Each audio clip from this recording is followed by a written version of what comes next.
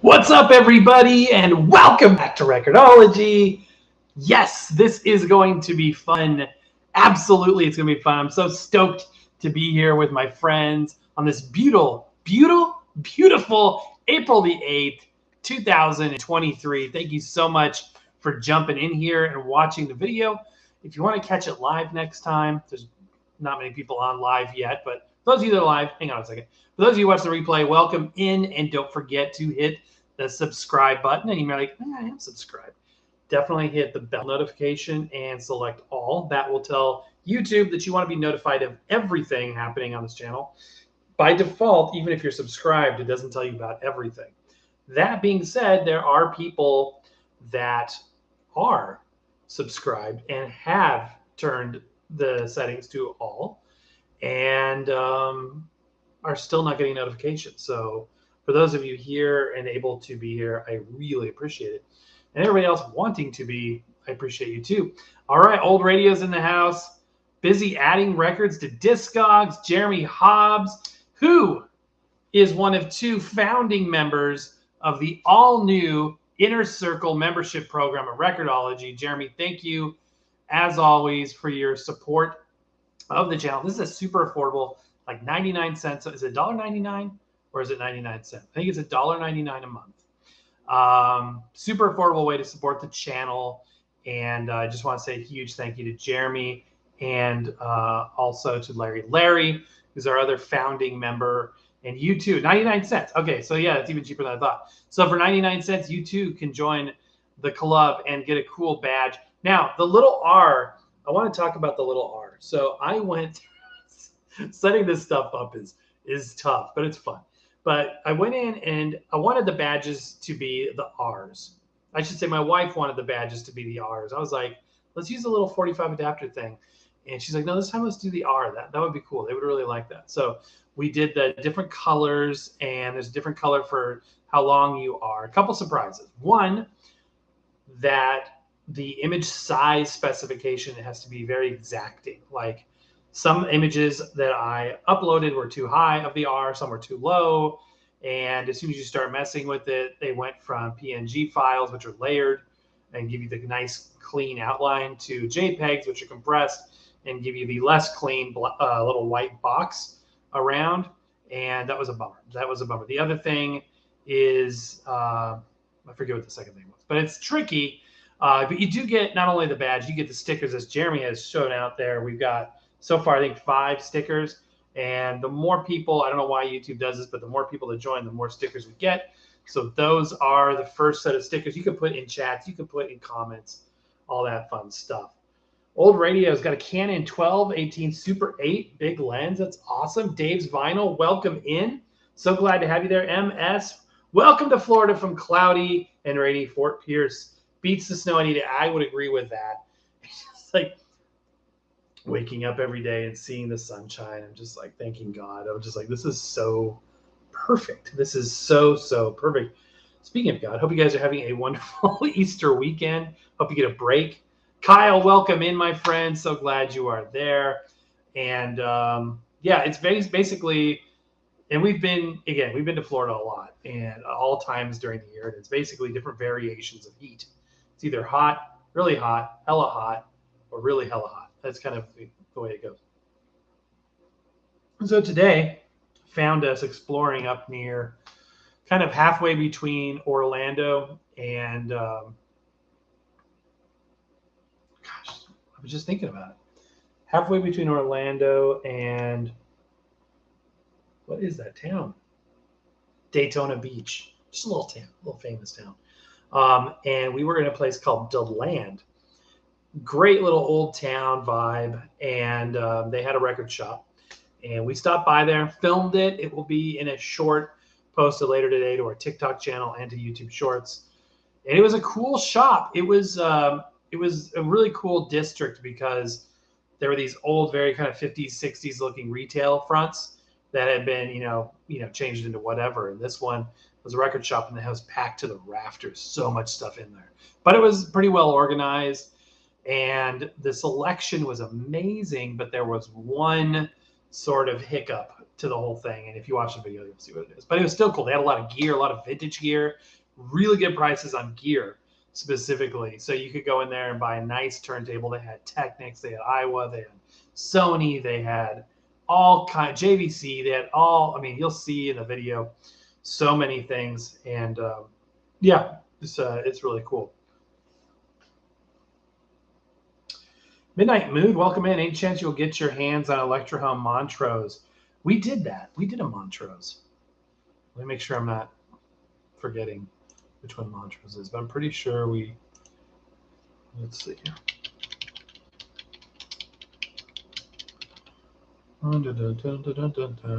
Yep, we did the Montrose 5 months ago. Electro Home Montrose turntable. I think I liked it. I think it was good. It was it's made by the same company that makes another brand that is very well respected. Electro Home is sort of the Canadian brand. And it's good stuff. I think it's really, really fun. They don't like me. Companies don't like to talk about the backroom stuff, even with content creators and stuff. I find it fascinating, and that's why I talk about it. I don't talk about the backroom stuff to be like controversial or whatever. For me, I think it's just interesting to, for example, this Pioneer turntable is made by Handpin, which is the same company that makes the LP120s. So even though this is a Pioneer and the others are Audio-Technica, they're both made by the same company and therefore are very similar units. By the way, a couple months in now on the PLX 500, love it. Spent $300, bought it used, like a guy had it 2 weeks, and then got a killer deal on a Technics he'd been dreaming about. Passed it on to me, essentially brand new. So it's like new 340, 360, and I paid used 300 flat, and I think that was a good deal. I love it. It's a great turntable. And if you guys haven't seen Techmon's video today on playing 78s, it was a really interesting video. I'm like, okay, this will be interesting because we've done videos on the right way to play 78s, and that's what the whole thing was, how to play 78s. And I definitely disagreed with him on a couple of points. And as he said in the video, he's not saying this is the way to do it. This is the way he did it, and that's fair enough. For instance, speed was off, even though there was trim pots. He didn't even adjust the trim pots. He just went straight for a recap. Like, really? And you try to do it a budget system. Why go straight to an expensive $30 solution? So he gets a 40 or 40-pound turntable. Again, an interesting choice of a turntable he chose. Cool, but I don't think that would have been my first choice. And then he picked the speed was off. It was all three speeds were slow. So he went for a recap, even though it had trim pots for all three speeds. And his reasoning was, well, the trim pots wouldn't have misadjusted themselves. Therefore, something must be failing at the circuit board level. And he put the new caps on, ordered a kit, had to wait a week for them to come, whatever, and it didn't do anything to the speed. So I guess that was sort of a hard lesson. Then he just adjusted the trim pots at the end of the day. Anyway, I would have gone straight to the trim pot. Again, it's your own journey. I'm not going to criticize anything. My personal approach would have been different. And there was a couple other interesting choices he made along the way. Very good video, very interesting. And at the end of the day, was able to make a really good, I mean, he was able to play 78s and sound really good. Speaking of, the reason why I was thinking about that is this is my go-to 78 player now. And what I've got rigged up is a Audio-Technica 3600L cartridge with, and it's not mounted right now, that's the OM5E, but it's in the back, 3600 with a fan steel 78 3mm groove stylus. Now, I know it's still a stereo cartridge. I personally don't get as hung up on the stereo versus mono side of things. The difference in what you're going to hear between a stereo and mono cartridge is going to be fairly minimal. You're still going to get a phantom center channel in most cases. And in terms of there being different noise profiles, it's so, you're getting into like in my opinion, it's all subjective. My opinion, going down that whole rabbit trail, one thing that I really, really agreed with what Techmo did in the video is he was talking about the RIAA EQ curve that a preamp that, you know, anything will be putting out in a contemporary player. This one I use a built-in preamp, and it's a good preamp. it is definitely, it's a little bit quieter than the Pluto 2 that I use for the Technics down here off camera. But he was saying basically that if you're playing 78s the right way, they are obviously pre-RIAA. The EQ curve is set by the record mastering. It's not added. So like he was saying, an RIAA compliant record will have it'll be EQ'd a certain way coming out of basically a de-emphasis on bass, so that the grooves aren't as wide. They don't take up too much room. They can cram more in with less bass heavy modulation. And then on playback, they bring down the highs and up the low end to compensate. And so basically it throws the EQ into a different zone. That being said, if you put a 78 on an RIAA piece of equipment, you're not going to be like, wow, this EQ's way off. You're just not going to do it. If you really want to get in there, fiddle with your bass and treble like he did, and that's why I really agree with the way he did that, that's the way to do it. Now, if you do this for a living, somebody like Kurt Knock, who is like the 78 guru, he has an RIAA D EQer in his setup. So it literally just eliminates that from the entire sound chain. But it's a good video. It's a fun video as well. Also, I'm very excited today because I found out I have connected with a company, well-known company, that I've been trying to connect with for years now to review something that I've really wanted to review.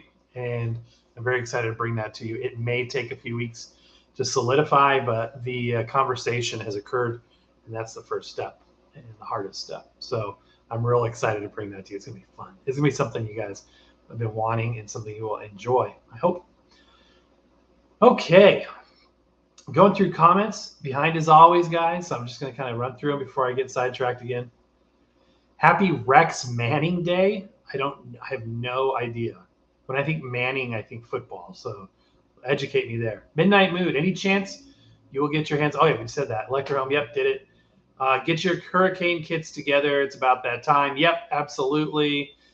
Definitely got a plan in place, and we'll be looking forward to writing the first one out. The Vinyl Channel, welcome in Lakeland here from Orlando originally. What was the name of the shop in DeLand? It was called Groovy Vinyl, and it was right downtown.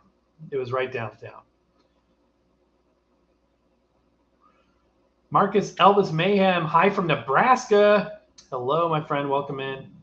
Alrea's got almost 1,700 45s catalog. Holy cow. Now, is that a private catalog you've got set up for yourself? Or is that like publicly accessible data? That's amazing. Oh, yeah, and you're in Nebraska too. That's cool. Elvis 45s and any other artist. Do you have, I have a very small collection of Elvis 45s. These are cool, though. I was listening to this. I was listening to a lot of Elvis this week. You know, it's a great Elvis album. The one I can never do I always mind blank on this stuff. I was just listening to it on the car coming back like an hour ago. Let's see, what was it? Flaming Star? Yeah, Flaming Star. So it's 1960 Elvis movie. I love the Hal Wallace movies. It's weird. Elvis, and a lot of people think, oh, the movie music isn't good. It's my favorite Elvis music. Blue Hawaii, all that stuff. Fun in Acapulco. Anyway, this is an Elvis 45 that I was given. I think Fardamark gave this to me, if I remember correctly. Maybe it was one of you guys. I'm not sure. This is a reproduction 45. And yeah, this is really, really cool. Except for the stain. That's not cool. But check out the record itself. Beautiful. Sounds fantastic. Absolutely gorgeous 45. Nice thick pressing vinyl, not shellac. I mean, not styrene. Good stuff. Love Elvis. Yeah, I think I said it before, but Elvis is something that my dad and I have bonded on very much. My dad and my mom are fantastic singers. We've got some amazing musical talent in this family, and Always reminded me of Elvis when he would sing, and I always used to, as a kid, I'm like, "Are you sure you're not Elvis, Dad?" It's not old enough to be Elvis, but good memories. Sometimes I still tease him about them. Like, you're Elvis? You might be Elvis. He gets a kick out of that. Yeah, check out that video, Old Radios. It's an interesting one. He just posted it today, which is good because I was like, man, there hasn't been a Techmon video in a while. It was a good one. Kyle got a fairly odd parents tattoo. Really? Oh, yeah, I think you told me about that. An old Zenith record player last Thursday and a model car. And you got like retro tattoos. That's cool. Michael says, thoughts on Audio Technica AT-LP W30TK. So the LP30s, LPW30s, I'm going to pull it up again. We never got to review them, which is a bummer because they are cool. But let's see. What I can tell, this is some insider baseball for you. I do know this about the, oh, yeah. Oh, is this the, man, that thing, the light wood finish on that makes it really look like a Marley. I think that's a C6. It's like, okay, yeah. So we haven't reviewed the Audio Technica one. The insider baseball is that it's not made by Handpin. Handpin makes almost all the Audio Technica stuff, including the 60, the 120, I think all the 1240, all the LP7, even the nice high-end one, the LP5s, all of that's Handpin. But I remember at CES talking to the rep, and he's like, no, these ones are not. And he wouldn't tell me who they was because, again, it's confidential information, but that they don't usually like to talk about. But, if you do some research with what is available for Bluetooth, FCC licenses and stuff, sometimes you can poke around and find out if you're wanting to just be curious and learn. I have an idea of who it might be, but I'm not sure. That being said, we reviewed this in 2 flavors. I'm like 99% sure this is a C6, like a Crosley C6, and then the other brand version of it is an Angel's Horn. It's a fantastic turntable. It really, really is.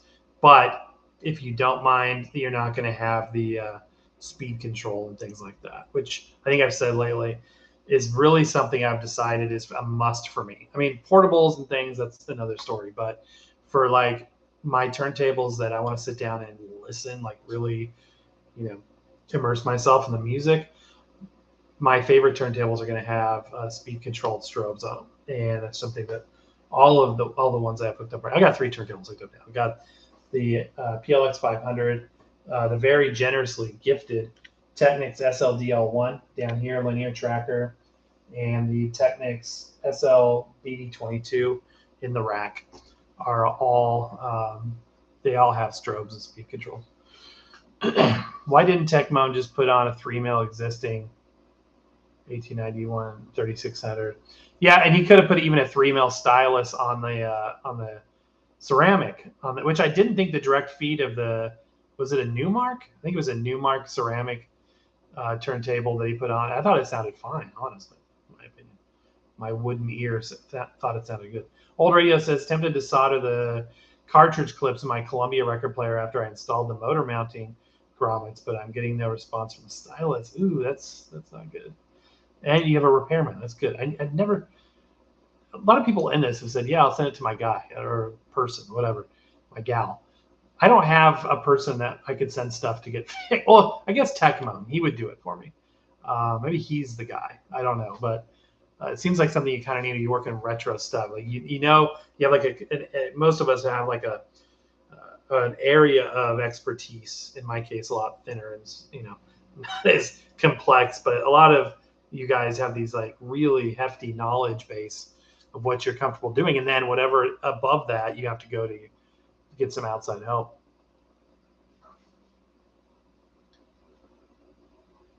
Stereo cartridge is supposed to be backwards compatible. I have mono record. It sounds fine.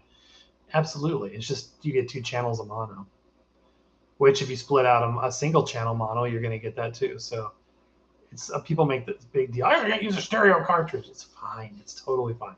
Old radios, at least I got the 78 speed in mine now to work. That's good. Steven, welcome in. Got a new 45. Oh, cool. Oh, yeah. You ordered one. Thank you so much. Thanks for bringing that up, guys. The 45 adapters are back on sale. The signature orange, and I would have a guava colored one to show you, but Steven bought it, which is great. And I've got at least another one ready to go, and I need to start printing some more. So if you guys want to pick up 45 adapters, they are for sale again. And they are really optimized well right now, and they're coming out better than ever. Again, everyone's hand checked, tested, validated on a few different turntables and records and things. So those are another affordable, inexpensive way to support the channel. There are links all over the place, but check those out if you guys want to support the channel with the Record-ology adapter, or by joining the membership program, or both.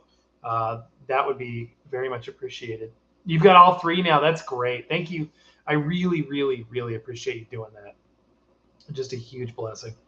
Nikki745. The video went through a couple edits. You got to see it on Patreon. Oh, your Patreon. That's cool. Interesting. Yeah, that's an interesting thing. I've thought about doing something like that, like an early access thing. That's pretty cool. I imagine it would be kind of fun interacting with Techmoan on that level and kind of giving feedback. How earlier do you get to see it? Is like a week earlier? From my listening chair, what's up from Montrose, Colorado? Welcome in, my friend. Weird spins, working, but I can at least hang out for. Oh, welcome in for a bit. I appreciate it. Hopefully you get your mind off work for a little bit. Steve says, nice to watch this before heading to the ball game. Where are you going to go see a ball game? Who are you going to see? Steve says, how's that linear tracking turntable doing for you? Still, Steve, were you the one that gave it to me? This thing is a beautiful. It's right here. I mean, I can literally get the corner of it on camera almost. Yeah, there it is. It's literally like my right-hand turntable. I'm, like I said, I work from home and outside of Record-ology, and I listen to records all day on this thing. It's beautiful. It's like one of the top 3 turntables. I think this thing is gorgeous, and I cannot believe this was given to me. This was, if Steve, if this is you, just again, thank you. Humbled by it. I can't believe you did that. Thing's perfect. Absolutely perfect. Old Radio says, I'm getting a Steelman tape recorder, the very first solid state tape recorder. That's cool, in June. That's really neat. Hello from Michigan, Vinyl Rage. Welcome in. Old Radio says, change of habit is mine. My listening chair says, my favorite Elvis record is from Hawaii via satellite. Yes, I have 2 variations of that. Although when it comes to the recording and the music, the live from Madison Square Garden, I think, is better. It's more energetic. It was a better performance, especially the AM performance. They did a safety on that recording, so I think he did 3 concerts at Madison Square Garden. Maybe it was 2, but anyway, they recorded 2 of them, and they released the first one, which is the PM performance, and then they later released the another one, like it was a afternoon at the Garden or something like that, and it was the first performance, and that was to be the safety in case there was something wrong with the secondary one. And it is the best live recording of Elvis I've listened to a lot. I've plowed through a lot of those Westgate Hotel ones, Hilton Hotel ones, which I've been there. I've been on the stage at the theater down there at the Westgate, it's called now, I think, in Vegas, and all those recordings he made there. There's a recording of Polk Salad Annie that he did on one performance, one night, from his stay, his residency at the Westgate Hilton, where he did just a bang up job. It was amazing, and there's a YouTube video of that version. If you watch reaction videos to Elvis, it's usually the one they react to. He was particularly charismatic on that performance. But yeah, I've been there. But in terms of the live recordings of Elvis, yeah, Madison Square Garden is my favorite. Steve says, Blue Hawaii, eat, don't eat, it's like out to sight. That's good stuff. I love that. Never seen the movie. My dad is a huge Elvis fan and watched all the movies all the time. And I've seen him like over his shoulder. He knows I was doing other things growing up. But I don't think I've ever sat down and watched one end to end. But the music, on the other hand, all of it. Do you plan to get those Doors 3-inch records? No, I don't plan to get the Doors ones. I did see those. I am trying to get a 3-inch record, though. It's an out-of-print one. I was just talking to the distributor this week. It's a one-hit wonder. What is it? Shoot. Man, I hate how I mind blank all the time when I'm doing these lives. Sukiyaki. One hit wonder, Sukiyaki. And it's a fantastic song. They did issue that, and it's out of print, but I'm trying to get my hands on it. I hope I do. But not the Doors. I'll skip the Doors. Not a huge Doors fan. Again, if it's on, I'll listen to it. I have nothing against the Doors. I just am not I won't seek it out. Kaiser says Rex Manning is from the movie Empire Records. If you haven't seen it, it's definitely worth it. I'll have to check that out. Wolverine is my grandma's favorite singer. Rest in peace. Jeremy Hobbs says, everyone hit that like button. Yes, thank you, Jeremy Hobbs, who is sporting the very handsome wrench in addition to the R, because he's also a moderator and a member of the Record-ology Inner Circle membership program. And you are all invited to join as well. Just 99 cents a month. Be in the Inner Circle. Steve says, I just watched the Tecmo video right before finding this one. Good. It's a good video. Dexter64, have you been to Groovy Records in DeLand? That's where I went today. Vinyl Channel, last Styrene 45 press around 1993. If that's a reissue, it would definitely be vinyl. I've been told that before. I forgot. You're right. No more Styrene records, which I don't think anybody will complain about.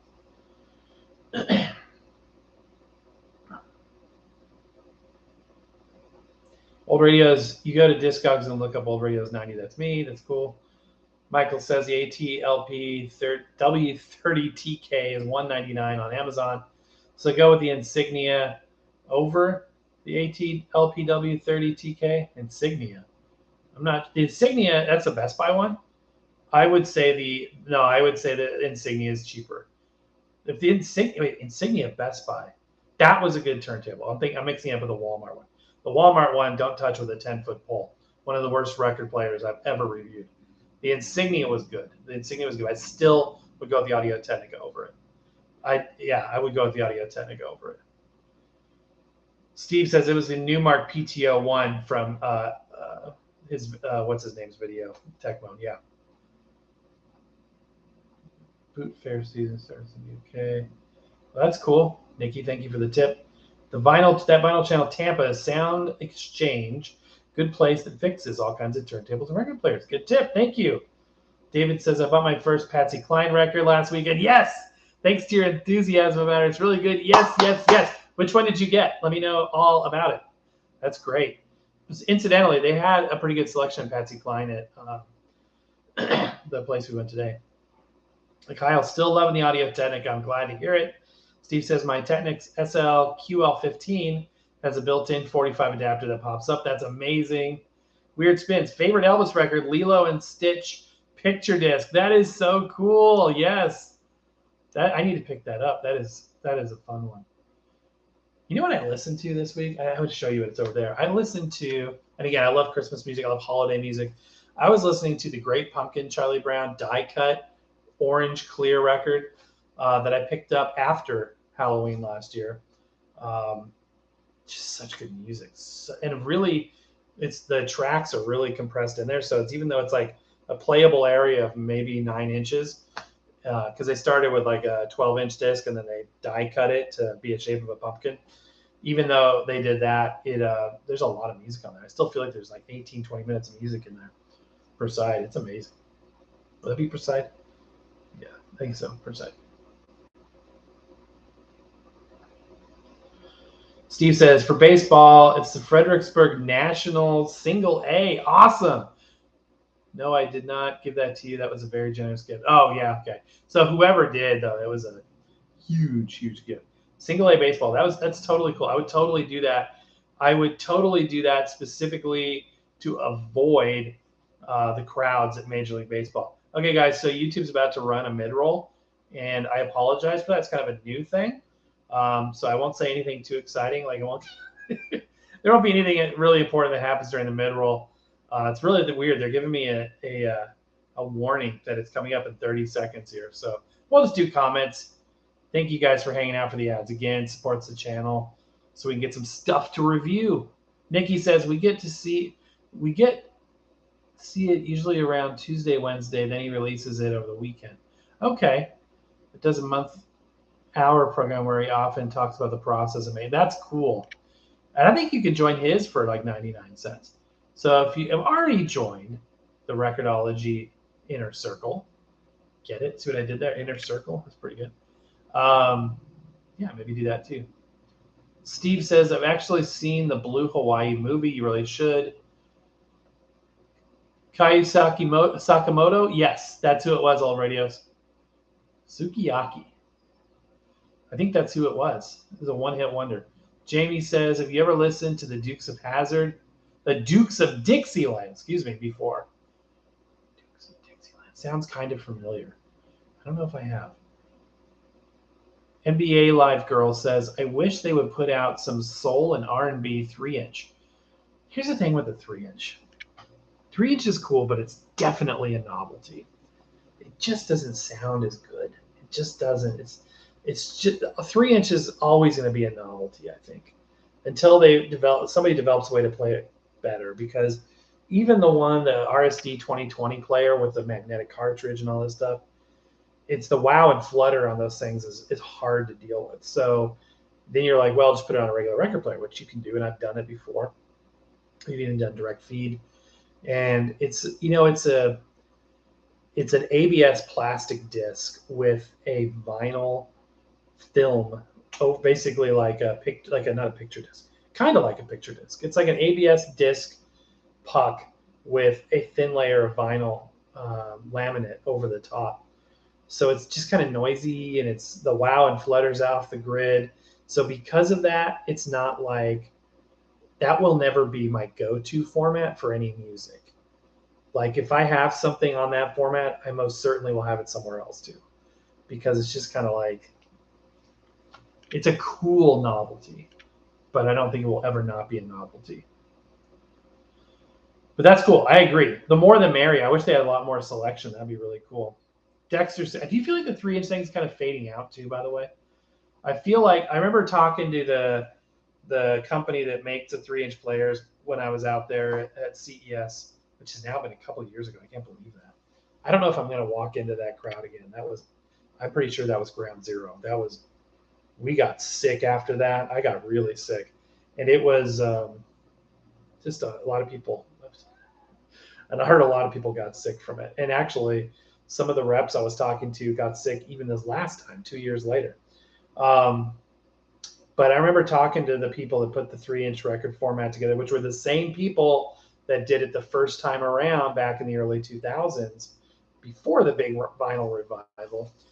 Same company.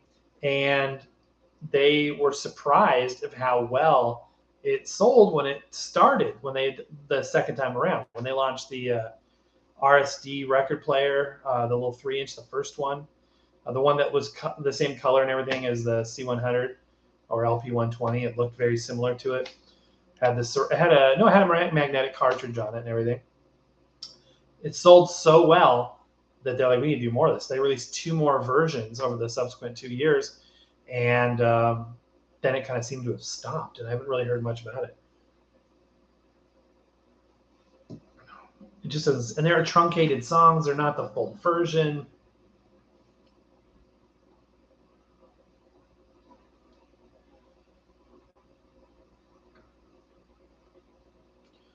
Dexter64, I bought Braveheart on Laserdisc at Groovy Records. That's cool.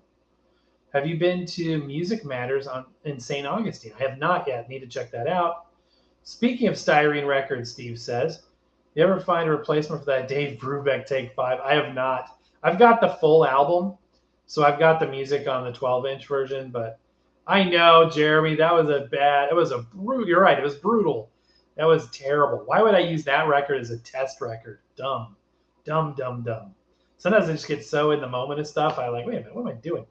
David says, the unforgettable Patsy Cline, 1967.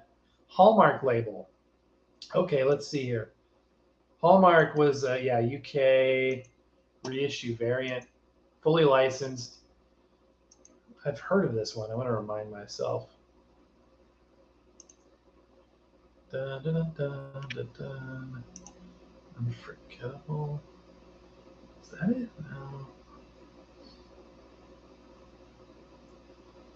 No.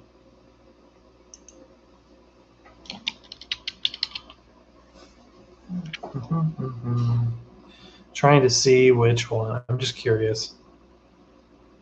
Oh man, somebody on eBay like about a week ago sold the self-titled 1957, which is the DL8611 Decca Patsy Cline self-titled debut album, and it was not only was it the 1957 pressing, which is hard to find, without any of the hype stuff on the front, but it was a radio issue demo. It was a pink label Decca, first iteration Decca, so like the black kind of circular logo, and not the rainbow logo, but like this the black and gray on a pink label, which means it's a radio DJ issue. Super cool. Went for like $260, way out there. I've got like 5 versions of that record now. I need to stop unless I just find one at a ridiculous price.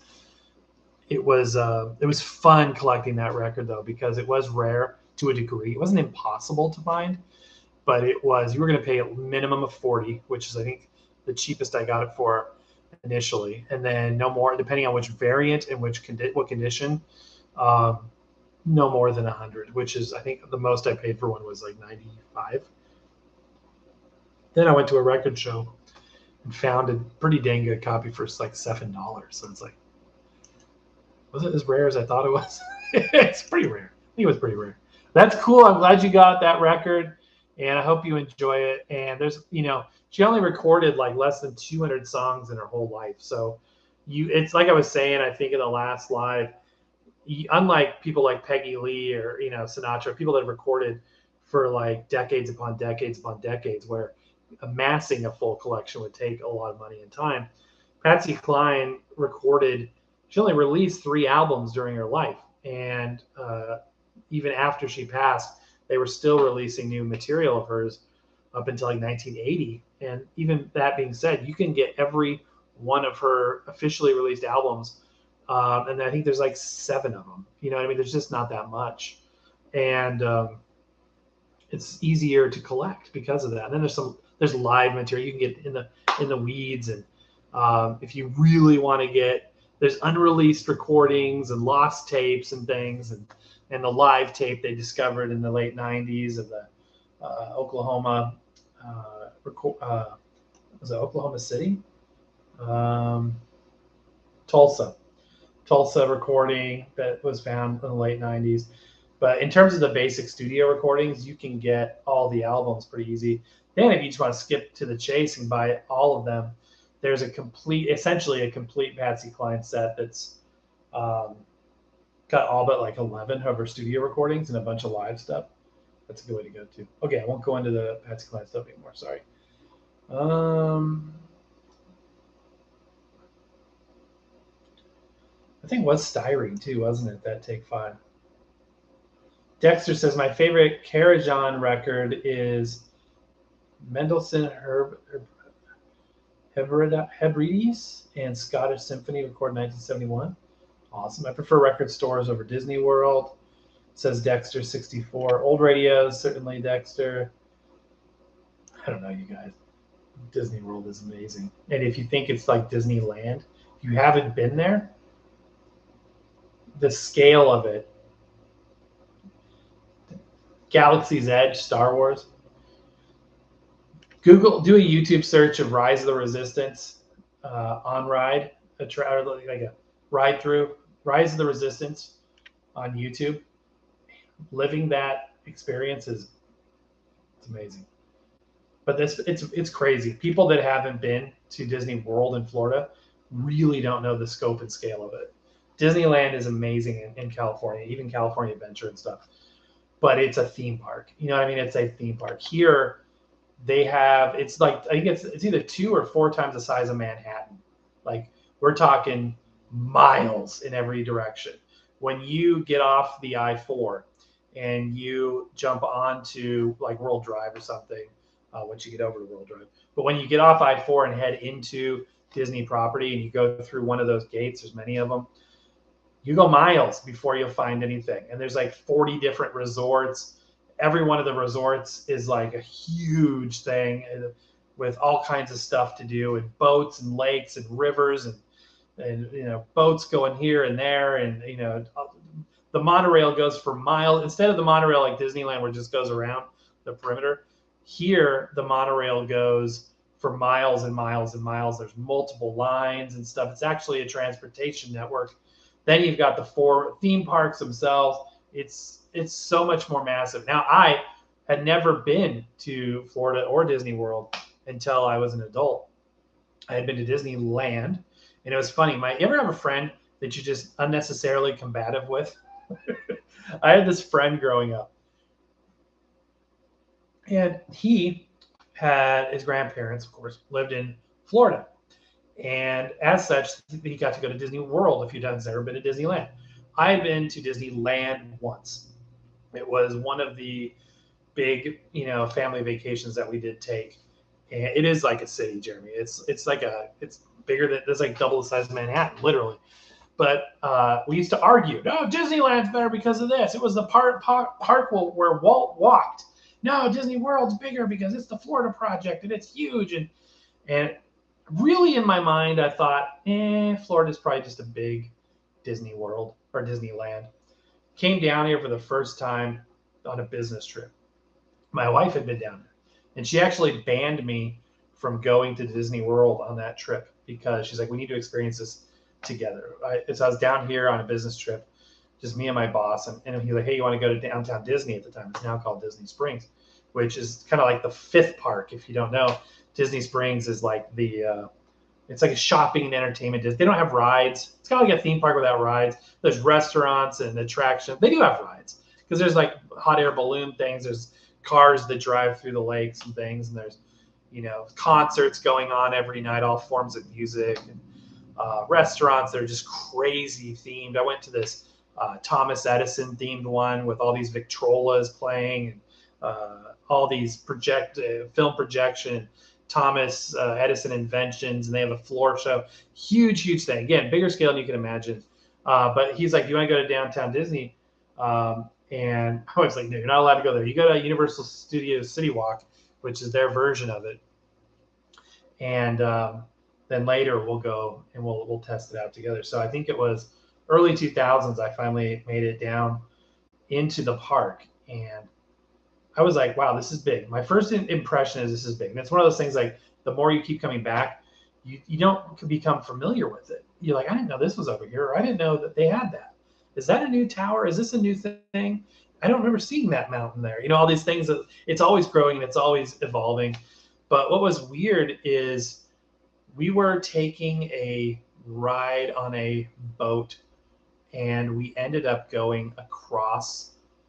We were on a boat, and all of a sudden the river we were on narrowed, and then the side of the riverbanks turned into a concrete barrier. And I looked over the concrete barrier, and there was a highway going under the concrete barrier, therefore under the river that we were on this boat. And it was a transport. They have all these launches and boats that take you to different resorts and things. And we were on a river over the highway, which was a Disney road. It wasn't a public highway. And I was like, this is crazy. And all of a sudden I started to realize the amount of engineering and the amount of creativity here was on a scale that you just don't understand if you're not here. If you don't come see it, you just don't understand. It's amazing. The Magic Kingdom Park, which is essentially the Disneyland park, double the size of Disneyland in and of itself, there's a huge lake the size of it in front of it, and the parking and everything is on the other side, miles and miles away. It's not like Disneyland, you park and you go right in. Then it's also all on the 2nd floor, because the lake, turns out, was dredged. Even though it's a massive, massive lake, it was dredged, and all of the material that they dredged out was used to build a layer of land so that the Magic Kingdom Park is on the 2nd floor, essentially. And there's a utilidor network of hallways and things so the cast members can go around under the floor of where all the guests are. And even being there, you don't realize that's happening, but there's a very slight, gradual incline as you're walking in that you don't realize. And by the time you've got about 200 yards in, you're on the 2nd floor. Stuff like that just blows my mind. Okay, I'm going to stop. Sorry, Disney World talk. That's a key part of why we're here. I'm not going to say it's not. So record stores over Disney World, if I had to get rid of one, it wouldn't be Disney World. That's my opinion. I love vinyl. I love records. But if one had to go. All right. Hopefully I didn't ostracize myself too much there.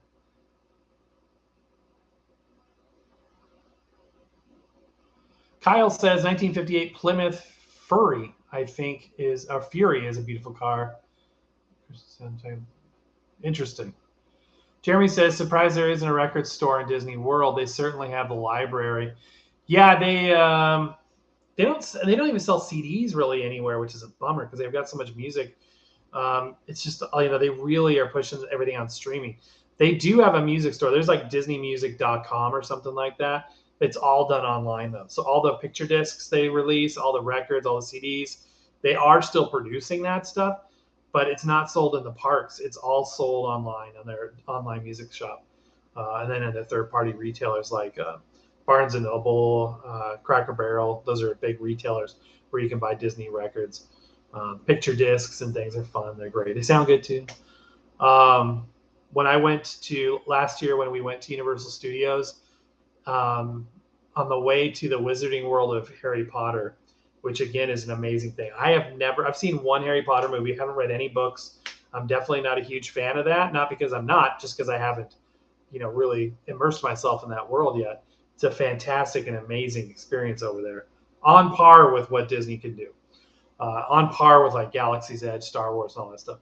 But when you are going to that area, you go to the UK, and there is a fictional UK, which is through the tunnels. You get on the, you go through the public transit, you go through the trains and all the train stations. When you go through to the other side, you're in Harry Potter land or whatever. But when you're on the other side, when you come up to it, the first few blocks and everything, all the shops and stores and cars and even people that are from the UK are there. It's all real. It's all not fictionalized. So there's real shops and stuff. They have a record store, and you go to open the door and it's locked and it's fake, but you can look in and even see records and stuff. And I posted some videos and pictures of that last year. It was just like, no, I want this to be real. I want it to be real. Oh, do they? The Vinyl Channel. Disney sells records at Disney Springs. Really? Over by the Rainforest Cafe? Okay, thank you. I'll have to check that out. By the way, there's rumor that the Rainforest Cafe traded out their croc for a new one. Adam the Woo was over there a few weeks ago, and he says the crocodile's changed out. We always talk to it. I want Disney to release the WALL-E soundtrack on vinyl. I think they have it. I think there's a picture disc of it. That's a great one, with the edits from that musical that are in there. That's amazing. I had an EP it's a wonderful song. That's on.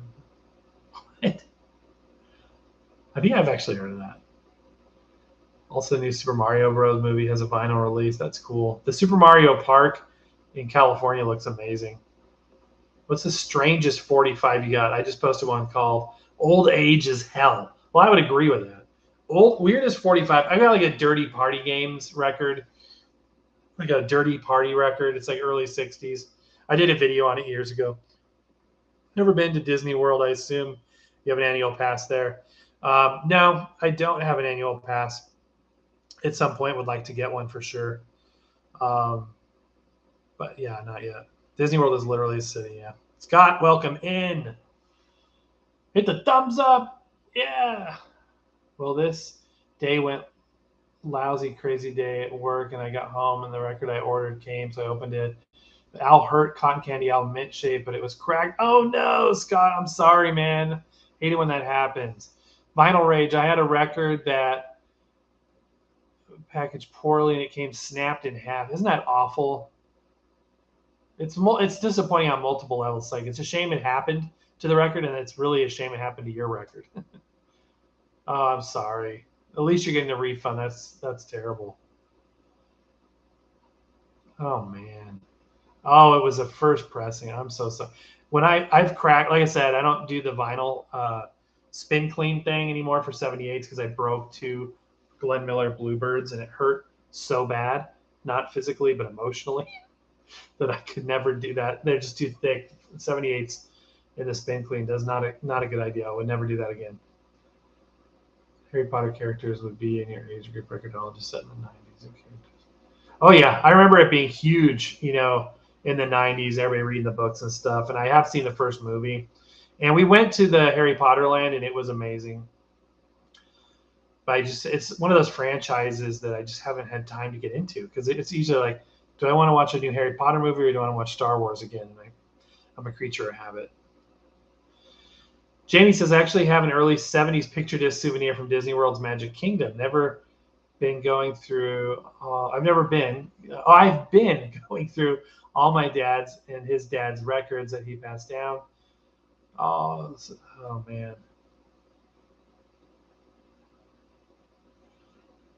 A lot of records. Wow. Cafe Covers is a brilliant record. Vinyl Channel. I picked up an old new stock KAB Vestifier turntable. Never heard of that. Came in and still in the box. Need to open it up. Not sure if you've ever heard of it, from 2001. Clear red plastic plinth. Okay, I'm Googling this right now. KAB Vestifier. What? I have never heard of that.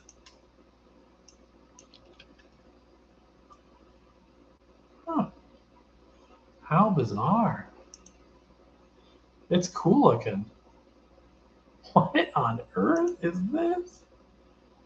How funny. Never seen anything like it. Looks interesting. Huh.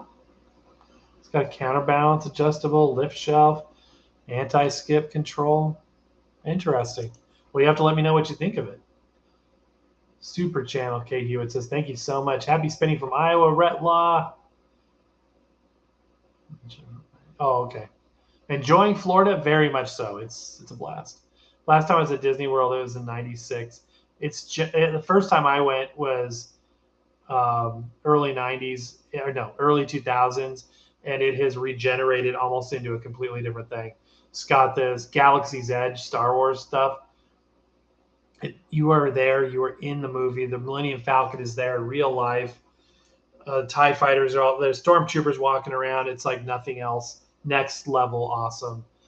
Absolute. If they had something like that for Star Trek, and I know that Star Trek Experience in Vegas, I never got to go to that.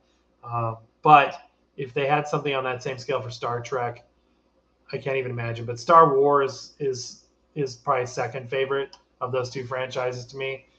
Absolutely like a pig in slop happy when I am there. It's just so cool. Again, look up some just YouTube videos of Galaxy's Edge.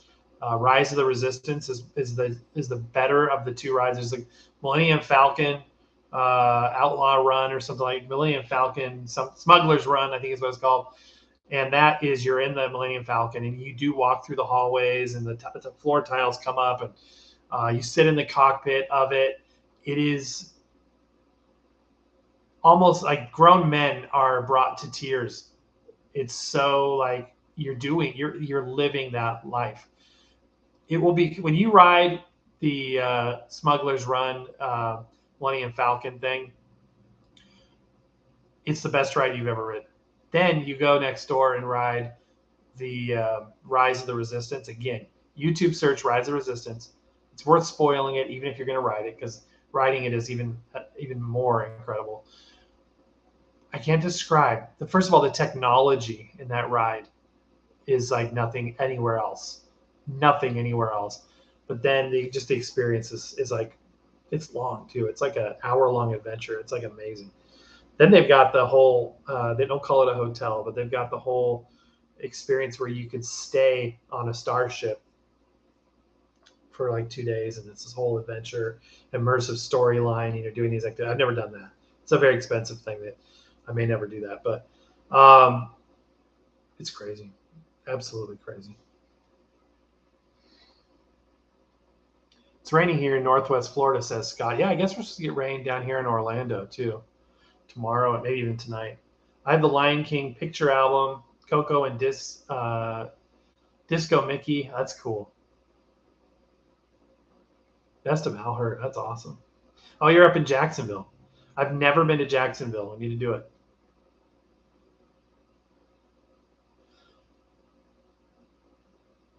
think after Al heard it's time for Glenn Miller. Scott, it's always time for Glenn Miller. You change the record. Priorities. That's good. Al heard is good.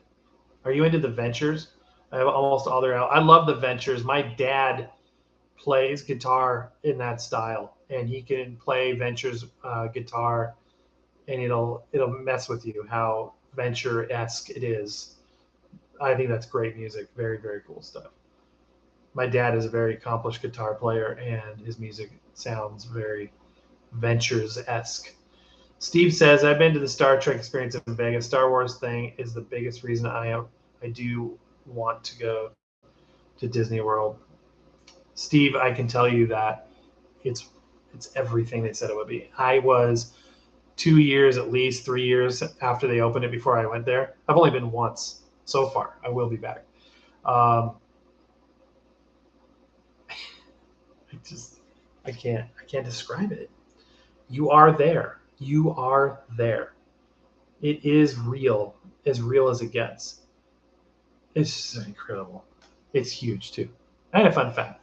The old residential street on the MGM Studio backlot is located right where Disney's Galaxy's Edge is now.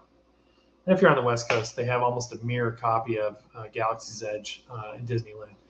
But I don't know where they find room for stuff over there because they're so space confined over there.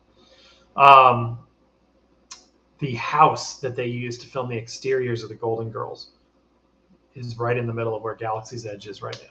Fun fact. I was watching Rise of Skywalker, and then I was flying to Montana for a few. Oh, interesting, Steve. That's cool. Glenn Miller, Chesterfield. I listened to a Chesterfield record too.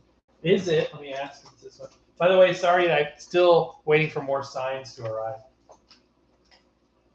Let's see if it was the same Chesterfield record I listened to this week. Hold on, I got my Glenn Miller collection just off camera here. This is a Sunbeam album. I think this is 80s. Pretty low quality, but some good Chesterfield material. What I like about it is it's got a live recording of Happy in Love. If you're a Glenn Miller fan, that is a great song. That's sort of a lesser played tune and became arguably my favorite. These Sunbeam records are interesting. Glenn Miller stuff is a blast. Love it. Absolutely. The collection keeps growing. I just added a Glenn Miller title to my ever-growing Glenn Miller collection a week ago. So glad the next 3 days off. That's great. What record do you wish to find the most? You know what I was looking for today, and they had it in 2 different variants at the Groovy Music Shop, and it was the Stevie Wonder album with I Wish on it. What is that album called?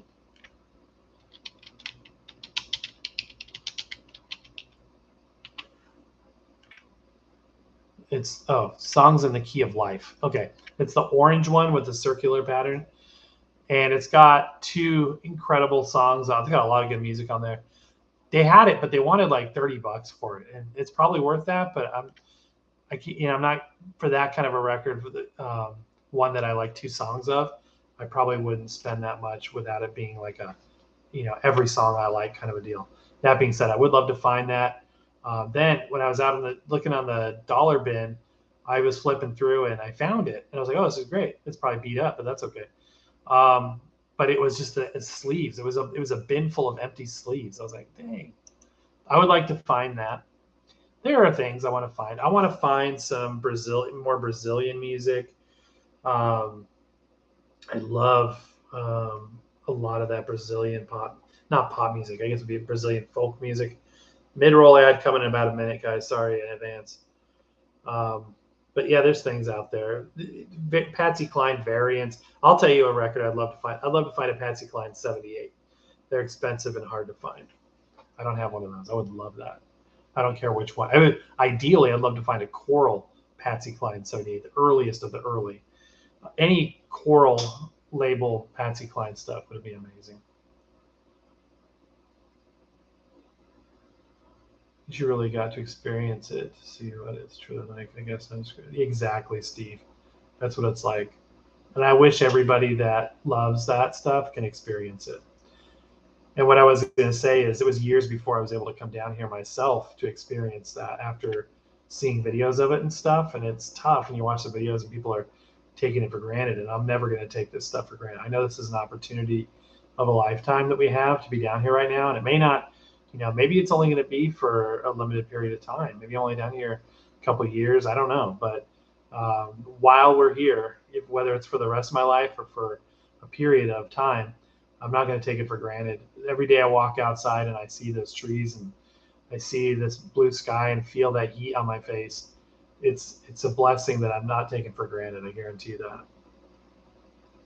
Okay, I'm just curious. What is the capital Starline 45 on top of this? What? Is this really what it is? If you know what that is, that's crazy. It is. That's amazing. You spotted it. Sonny James, Young Love. It's an old beat up copy. This is a test record that I use for testing the 45s, which is a beautiful segue into, hey, have you bought your Record-ology 45s yet? Available in our signature orange color, or might have a little bit of wiggle room, but not too much. If it's too tight, you don't want the record to grab the adapter when it rotates. If it's too loose, it doesn't do its job of centering itself. Getting the specifications dialed in on a print is tricky because it's not injection molding. Every print is going to have its own characteristics. So some are some become a throwaway. Some of them need to be, adjusted. There's a fair amount of finishing work that goes into it. But this is one of the test records, so that's why it's sitting there. Yeah, check it out. Also, the Guava color one that is a limited edition we have available. Don't forget to join our club, all that good stuff. Vinyl channel. I have this Kennedy Space Center edition. Oh, I got to check out the. That's another thing to experience is the whole Cape Canaveral scene. Been out there a couple of times, but haven't done the full tour with the rockets and everything yet. Done some of the outside stuff. Went to the wonderful Air and Space Museum in Houston. Oh my gosh, got to walk in a shuttle. It was a 1-to-1 model. It wasn't a space used one, but it was a 1-to-1 high res, essentially identical copy of the shuttle, mounted, piggybacked on top of the actual, I guess it'd be Air Force. I know it's a NASA 747 that they used to fly them back from California to Florida, and got to walk around inside of that. It was the first time I got to be in a 747. I've never ridden in one. Of all the years of flying, never ridden on one, and it was always my favorite plane as a kid, so that was a huge deal. That aside, got to see Space Lab, which was the first gen 70s space station, walk around inside of it, and all kinds of stuff. It was one of the best things ever. Took our grandson out there. It was just, amazing.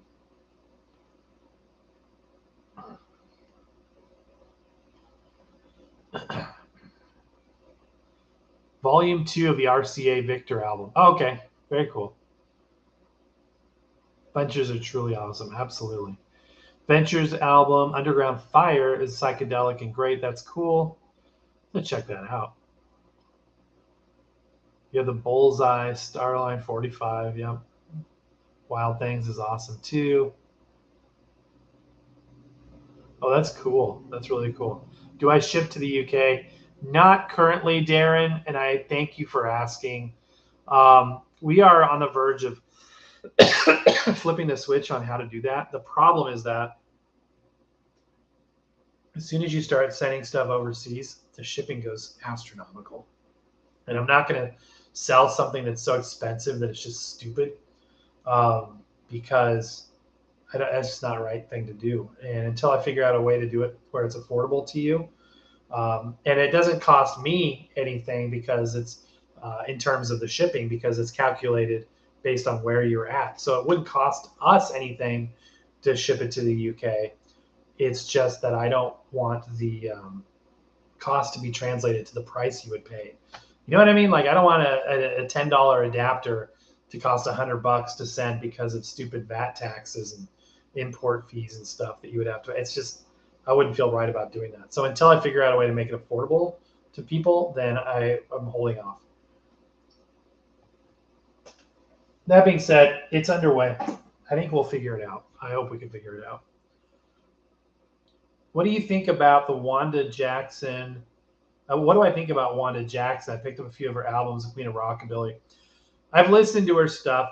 She's fine. It's the same thing with who's the one like Patsy Montana, and what's the one that is like a very famous country female singer? Play the guitar, very stiff and rigid. It's not my. Even Loretta Lynn, who was Patsy's friend. I like a couple Loretta Lynn songs. By the way, Loretta Lynn's granddaughter, and Conway Twitty's grandson playing together, Louisiana Woman, Mississippi Man, or whatever. I think the song's called Louisiana Woman. It's amazing. It's very amazing. They do a great job. Check that out on YouTube as well. But no, not Brenda Lee. That's another one. Again, Brenda Lee is okay. But there was another one. It's hard for me to listen to her. It's like, it just doesn't sound that good. Not a fan. I'm not against it, but I would never seek it out. Okay, I'm going to look it up. Who is it? Female country singer I don't care for.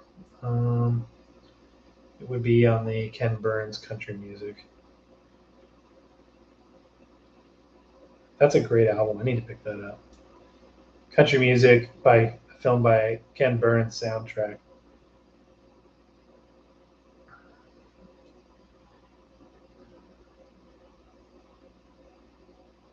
It's hard for me to listen to this lady.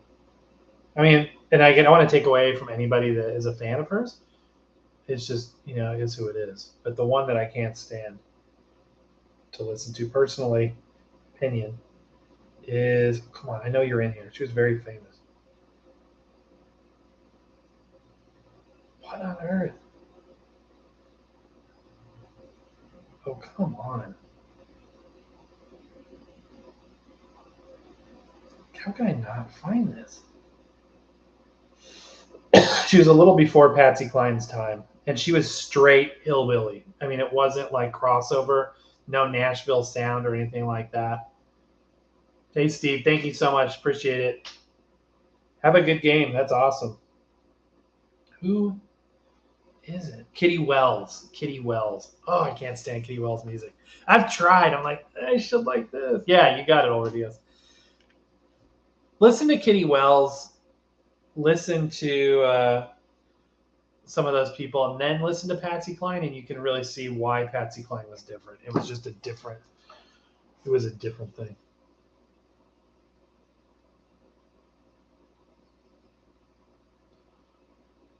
DJ Ray says there's a store in Dallas, Josie Records, and a couple times a year they clearance section is sale for 25 cents each. That's cool. I was in Dallas not too long ago. I'll have to check that out. Jeremy, I forgot you were in Dallas. That's cool. Yeah, check it out. I love going to a new town and checking out the vinyl scene. Josie and 630. That's cool. Oh, they opened one in Plano too. That's cool. Brenda Lee. Again, not a huge fan. I do listen to other country music than just Patsy Cline. We can go through the list of artists on this album and tell you. I'll start at the top. Carter Family. I like some when she was with Johnny Cash a little bit better.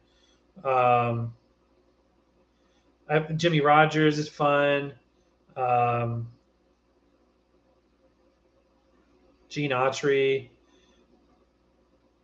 Sons of the Pioneers, Roy Acuff, Bob Wills, if you like Western swing. He invented that whole Western swing thing. Like it totally invented it. Which only dates back to like the 40s. I mean, it's just like bluegrass. People think, oh, bluegrass has been around for centuries. Bluegrass is like post-World War II. It's amazing.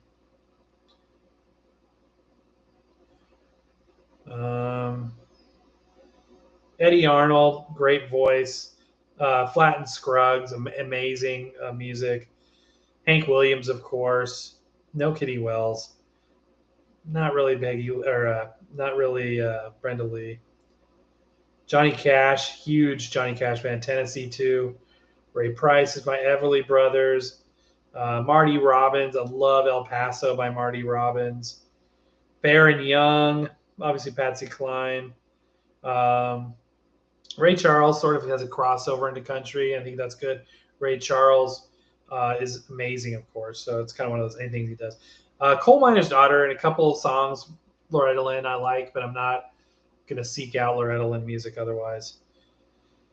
Charlie Pride's okay. He had a theater in Branson at one point. I remember that was really cool. Merle Haggard is okay.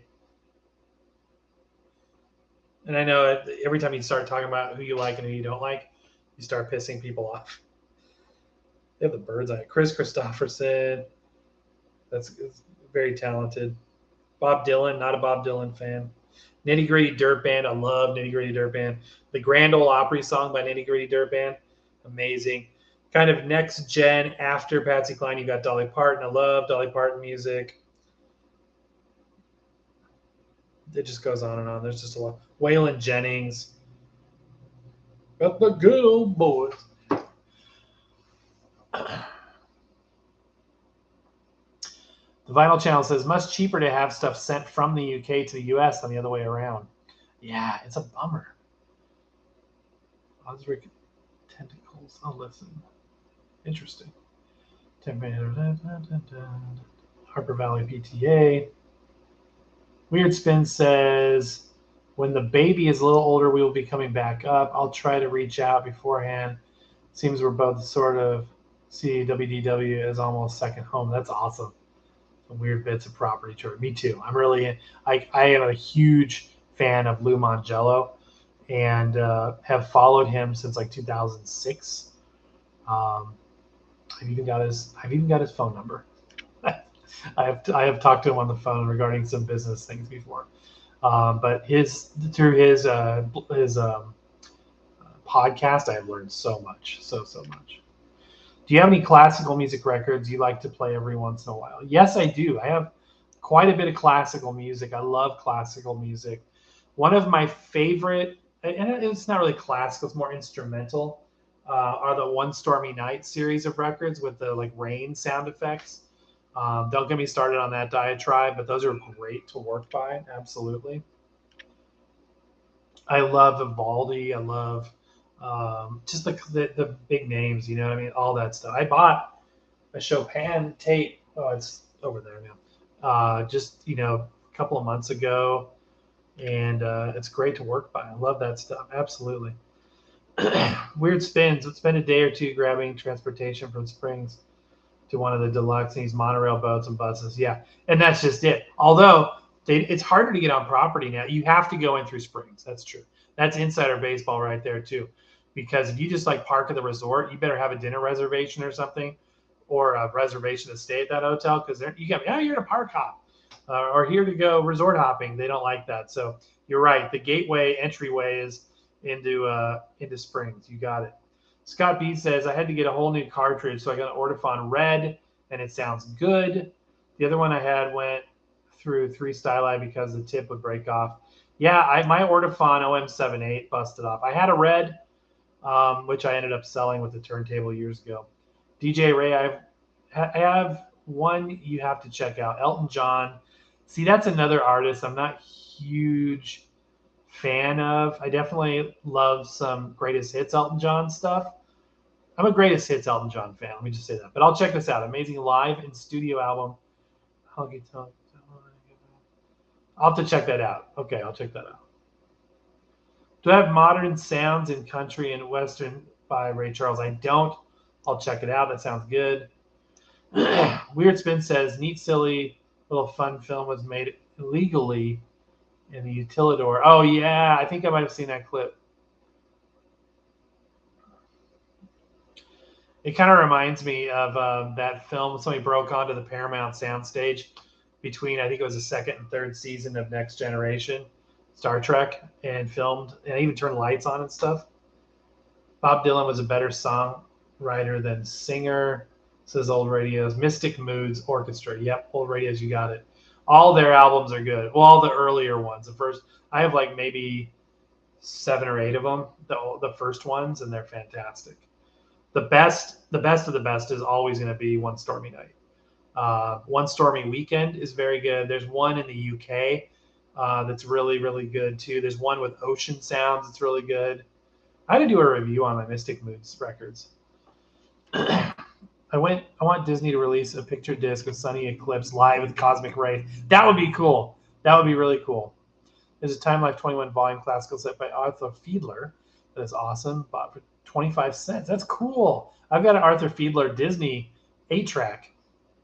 Snakey's Classical World says, I recommend listening to this Stanislav Newhouse interpretation of Chopin. It's amazing. I'll have to check that out. Thank you for all these recommendations, you guys. I got stuff to listen to. I think some of his records are on eBay. Very cool.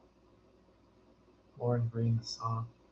Annual pass when you are local is the way to go. They do it on a monthly plan, and it's a great way to be able to hit all the Epcot concerts and such. That is really cool. Thanks for the tip. I didn't know they had a monthly. Do you like pay monthly until it's paid in full before you can use it? Or is it like a subscription thing where you always pay it monthly so you don't have to pay it all at once? That's really cool. That's good to know. First Mystic Moods album, Scott. Yeah, it's a great one. All right, my friends. This has been a blast. I love doing this. This is an absolute blast. I have my Granny's Mystic Moods album. Yeah, they're great, DJ Ray. They really are. They're an oral treat. And if you really want to deep dive on how they were made, you can get really geeky about it and find the actual tape recorders used. Fun fact, my friend Fardamark, again on YouTube here, found probably a duplicate, but he has an RCA cartridge tape, those big, I don't have one with me right now, but one of those big RCA cartridge tapes with the storm that was the raw recording of the storm that was used for the One Stormy Night album. Now, I know it's a dub because it was recorded on a reel-to-reel deck. We know which deck, what model it was recorded on. So the fact that it's on, even though it's half-inch, that cartridge tape means it couldn't have been the original. So, but that's good stuff. All right, my friends. Scott B has left the building, so we're all out of here. Thank you all. Have a great night. Happy record hunting. We will see you next time.